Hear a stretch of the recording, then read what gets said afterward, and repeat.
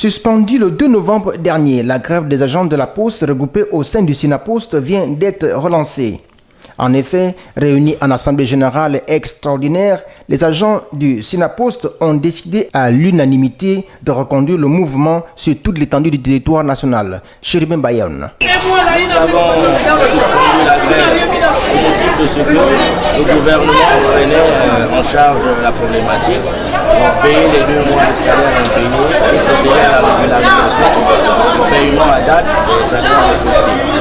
Force est de constater, après nous avoir demandé de suspendre la grève pour 48 heures, si vous constatez, le jour où nous avons suspendu la grève, nous avons quasiment donné 5 jours de plus au gouvernement de la République pour mettre en branle, évidemment, tout ce qu'il fallait pour payer les 2 mois de salaire qui ne représentent pas grand-chose, il faut le dire.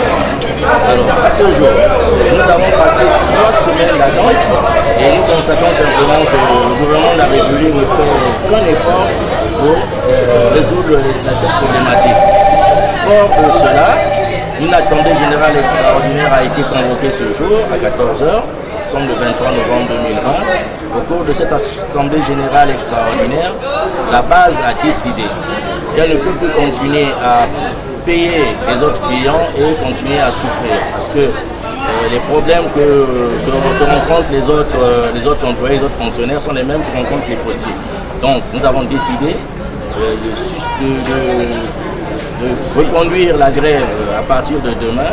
Donc à partir de demain matin, mardi 24 novembre 2020, tous les bureaux de poste seront fermés sur l'étendue du territoire national jusqu'à paiement des 2 mois de salaire, c'est-à-dire octobre et novembre, tout en espérant que sur les mois à venir, la régularisation du paiement de salaire à date sera effective. Il vous souviendra qu'en début de mois, le bureau du SYNAPOST avait été reçu par le ministre de la Communication. Une rencontre qui avait presque accouché d'une souris, le ministre sollicitant des agents en grève une supposée confiance, arguant que tout était en bonne voie pour une satisfaction de leurs exigences. Quant à la direction générale, elle tient mordicus à mettre en application son plan de redressement économique sans discussion préalable d'avec la tutelle et les partenaires sociaux. Revoilà donc la Poste paralysée par le manque de management de ses responsables.